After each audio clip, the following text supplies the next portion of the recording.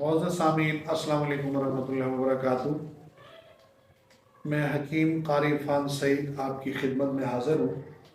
आज आप दोस्तों को एक रूहानी वजीफ़ा पेश करना है। मैंने एक चीज़ ज़हन में रखें, बीमारी जब आती है जाती तो अपने वक्त पर है, क्योंकि बीमारी देने वाली ज़ात भी अल्लाह है और उसको बीमारी को ख़त्म करना, बीमारी से हमें निजात भी अल्लाह देता है।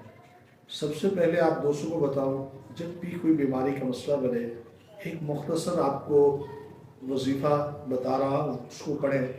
सबसे पहले सुबह की नमाज़ पढ़ें, उसके बाद 11 दफ़ा दुरूद इब्राहिमी और 15 दफ़ा सूरत फातिहा और फिर 11 दफ़ा दुरूद इब्राहिमी पढ़कर पानी पर दम करें और सुबह निहार मुँह ये पानी पिएँ, या दिन को किसी टाइम भी पी सकते हैं। तो इंशाअल्लाह ये 10-15 दिन ही करने से आप कोई भी छोटी सी मेडिसिन इस्तेमाल करेंगे तो उम्मीद है बड़े से बड़े मर्ज का खात्मा होगा। ये नुस्खा आप आजमाएं। ये ऐसी चीज़ है कि सूरत फातिहा के अंदर शफाई है। और सुबह की नमाज के बाद पहले दरूद जब हुजूर अकरम सल्लल्लाहु अलैहि वसल्लम के दरबार में पहुँचेगा, नाम हमारा होगा, फिर हम जो चीज़ मांगेंगे रब से, मुझे तो उम्मीद है और यकीन है अल्लाह कबूल फरमाते हैं। जब हम दुरूद पढ़ के दुआ करते हैं तो फौरी कबूल होती है, उसके अंदर समरात मिलते हैं।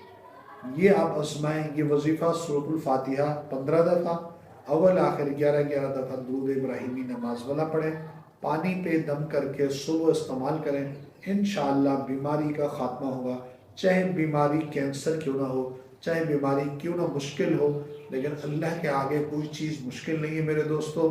ये उनको नफ़ा होगा जो एतमाद और तवज्जो से पढ़ेंगे और यकीन से पढ़ेंगे, तो उनको मुकम्मल नफ़ा होगा। आप ज़रूर इससे फ़ायदा हासिल करें। ये अल्लाह का कलाम है, हमारे लिए राह निजात है।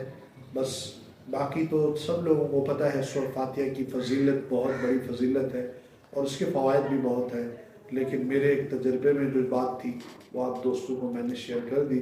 जज़ाकल्लाह।